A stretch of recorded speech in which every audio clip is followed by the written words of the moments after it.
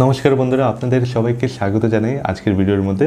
তো আজকের এই ভিডিওর মধ্যে আমি শ্রীমদ্ ভগবত গীতা যেটা আছে, আমি প্রিভিয়াস ভিডিওর মধ্যে আমি এক্সপ্লেনেশন করেছিলাম যে আমি এটা যেটা আছে এক্সপ্লোরেশন করছি, কারণ সবাই যেটা আছে গীতা গীতা গীতা বলছে, অনেক কিছু বলছে। তো আমি ভাবলাম চলো আমি যেটা আছে ডাইভ ইনটু করবো, এটার মধ্যে কী কী আছে না আছে।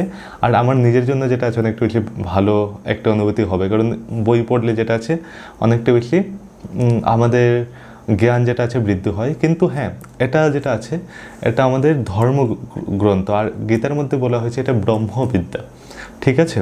তো এটাও যেটা আছে, এটা যদি করি ব্রহ্মবিদ্যা যেটা আছে ওটাও লাভ হবে। এটার মধ্যে যা যা বাণী আছে, তো আমি ওটাই এখন যেটা আছে ফলো করছি যে আচ্ছা কী কী আছে এটার মধ্যে, আর এটা কি সত্যি আজকেরকার জীবনে যেটা আছে আমরা কি এটাকে গ্রহণযোগ্য করতে পারছি কিনা। কারণ দেখুন, অনেক বইয়ের মধ্যে অনেক কিছু আছে, কিন্তু হ্যাঁ গীতা যেটা আছে আমাদের ধর্মগ্রন্থ, আমাদের ধর্মের অঙ্গ যেটা আছে। তো হ্যাঁ, আমি যেটা ভাবলাম যে চলো গীতা যেটা আছে আমি অলসো একজনের কাছে থেকে বসে যেটা আছে আমি শিখছি যে কী কী আছে, মন্ত্র উচ্চারণ শ্লোক যেটা আছে। তো হ্যাঁ, ওটাই আপনাদের সামনে আমি তুলে ধরছি। কোনো কিছু যদি ভুল হয়ে থাকে আমাকে আগেই যেটা আছে কমেন্ট ডাউন করবেন, কারণ সবার মধ্যে যেটা আছে ভুল ত্রুটি থাকে, কেউ পারফেক্ট না, যে পারফেক্ট ও ভগবান। তো হ্যাঁ, আমরা তাহলে আজকের ভিডিও তাহলে শুরু করা যাক।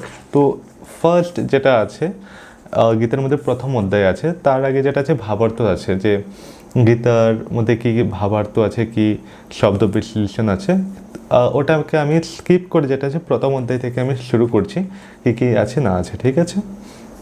তো প্রথম অধ্যায়ে আমরা দেখতে পাচ্ছি যে বিষাদ যোগ, কিন্তু হ্যাঁ তার আগে কতগুলি অধ্যায় আছে ওটা একবার আপনাদের বলে দিই, নাহলে হুট করে যদি বলি তাহলে আপনি বলবেন যে কোথা থেকে কি শুরু করলাম, কোনো আইডিয়াই নেই, ঠিক আছে।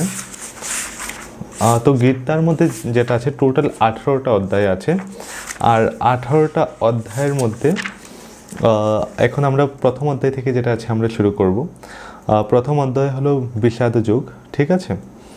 আর বিষাদ যুগের মধ্যে যেটা আছে অর্জুন যে আছে, অর্জুন হলো একজন বিশ্ব মহারথী ধনুর্ধারী অর্জুন, গান্ডীবধারী অর্জুন, কারণ ওনার ধনুকের নাম ছিল গান্ডীব, তো সেজন্য ওনার আরেক নাম ছিল গান্ডীবধারী অর্জুন।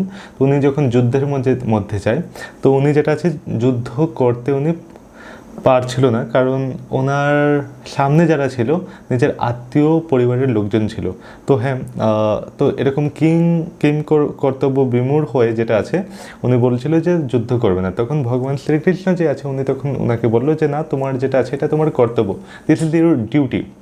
তো আপনার যে ডিউটি আছে আপনাকে যেটা আছে করতে হবে। তো হ্যাঁ, আজকের এই অধ্যায়ের মধ্যে আমি তাড়াতাড়ি করছি, কারণ লেট না করে যেটা আছে এটার মধ্যে কী কী আছে না আছে চলুন শুরু করে যাক। তো প্রথম অধ্যায় আছে বিষাদ যুগ। ধৃতরাষ্ট্র উবাচ ধর্মক্ষেত্রে কুরুক্ষেত্রে সমবেতা যুযুৎসব মামকা পাণ্ডবাশ্চৈব কিমু কুর্বত সঞ্জয়।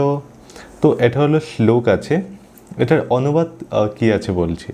এখানে বলছে ধৃতরাষ্ট্র বললেন, হে সঞ্জয়, ধর্মক্ষেত্রে কুরুক্ষেত্রে যুদ্ধ করার মানুষে সমবেত হয়ে আমার পুত্ররা এবং পাণ্ডুর পুত্রেরা কী করলো। তো এটার মধ্যে আমরা সিম্পলি বুঝতে পারছি যে মহাভারতের যে যুদ্ধ হয়েছে অ্যাজ এ পিতা, কারণ ধৃতরাষ্ট্র হলো কৌরবদের পিতা, আর যে পিতা থাকে তাদের পুত্রের প্রতি তাদের মোহ যেটা আছে থাকে। আমি মোহ কেন বললাম এটার ব্যাখ্যাটা আমি একটু পরে আপনাকে দিচ্ছি, কারণ মোহ আর ভালোবাসা দুটো আলাদা আলাদা জিনিস। তো মোহ যেটা ছিল ধৃতরাষ্ট্রের পুত্রের প্রতি, তো ওই মোহের কারণে উনি জিজ্ঞেস করলো যে আমার পুত্রেরা ধর্মক্ষেত্রে কুরুক্ষেত্রের মধ্যে কী করছে। তো হ্যাঁ, আমি এটা আপনাকে বলে দিই যে অনেকেই জানেন যে ধৃতরাষ্ট্র গিয়েছিল, কিন্তু যারা জানে না তাদের জন্য আমি এটা একটু বলছি যে ধৃতরাষ্ট্র হলো হস্তিনাপুরের রাজা ছিলেন। আর হস্তিনাপুর স্টোরি যেটা আছে এটা 5000 বছরের আগের কথা যেটা আছে এটা চলছে, আর এটা আমাদের হিন্দু ধর্মের যেটা আছে একটা অঙ্গ, আর এটাকে ব্রহ্মবিদ্যা বলা হয়েছে গীতাকে। আর এটার মধ্যেই যখন পরিবারের মধ্যে যখন আছে বড় ছেলে আর ছোট ছেলে এরকম আছে, তো বড় ভাইয়ের যে আছে ছেলেরা যারা আছে ওরা অধর্ম পথে সবসময় চলতো। কিন্তু ছোটো ভাইয়ের পাণ্ডুর যারা ছেলে ছিল, মহারাজ পাণ্ডু, তো ওনার যতগুলো ছেলে ছিল ওরা সবসময় ধর্মপরায়ণ থাকতো। তো হ্যাঁ, প্রথমে ওনার ছোটো ভাই যে পাণ্ডু ছিল উনি রাজা হয়েছিল, কিন্তু ওনার দেহত্যাগের পর যেটা আছে তারপর ওনার ভ্রাতা যে আছে, জ্যেষ্ঠ ভ্রাতা ধৃতরাষ্ট্র, উনি তারপর যে ছিল রাজা হয়েছিল। কিন্তু এখানের মধ্যে যেটা আছে আমরা অনেক কিছু দেখতে পাই যে ওদের মধ্যে তালমিল না থাকে না। আর দুর্যোধন যারা ছিল ওরা সবসময় অধর্মের পথে চলতো, আর পাণ্ডবরা ধর্মের পথে চলতো। তো সেজন্যই ভগবান শ্রীকৃষ্ণ যে আছে পাণ্ডবদের পথে এসেছিল, যে হ্যাঁ আমি ধর্মের পথে আছি। তো এখানের মধ্যে ধৃতরাষ্ট্র যে আছে, ধৃতরাষ্ট্র এখানে সেজন্যই এখানে কোয়েকশন করছে যে আচ্ছা এই ধর্মক্ষেত্রে কুরুক্ষেত্রের মধ্যে আমার পুত্ররা যে আছে কি করছে। এখানের মধ্যে আমি আপনাকে কিছুক্ষণ আগে বলেছিলাম যে মোহ যেটা আছে, ধৃতরাষ্ট্র যে আছে নিজের সন্তানদের প্রতি মোহ আছে। মোহ আর ভালোবাসা হলো আপনার সন্তান যদি কোনো খারাপ কিছু বলে, নাহলে খারাপ কিছু করে, আপনি যেটা আছে তাকে শাসন করবেন, এটাই হলো আপনার প্রথম কর্তব্য। এখন আপনি যদি ওটা ভালোবেসে, নাহলে ওটা দেখে না ওর যেটা আছে কষ্ট করবে, কিন্তু খারাপ কাজ করছে, তাও যেটা আছে আপনি ওকে যেটা আছে আপনি বলছেন না, তো এটা যেটা আছে মোহ, যে মোহর কারণে আরে না যদি করে ওর খারাপ লাগবে, এই মোহের কারণে যেটা আছে আপনি ওকে শাসন করছেন না, নাহলে সৎ শিক্ষা দিচ্ছেন না। তো পরে দিয়েই যেটা আছে আপনি অনেক বড় বিপদে পড়তে পারেন, যেটা এই ভগবদ্গীতার মধ্যে এখন আমরা যেটা আছে আলোচনা করছি। তো হ্যাঁ, এটার মধ্যে আমরা এটাই দেখতে পাই যে সবসময় মোহ করাটা ঠিক না, ভালোবাসা দরকার।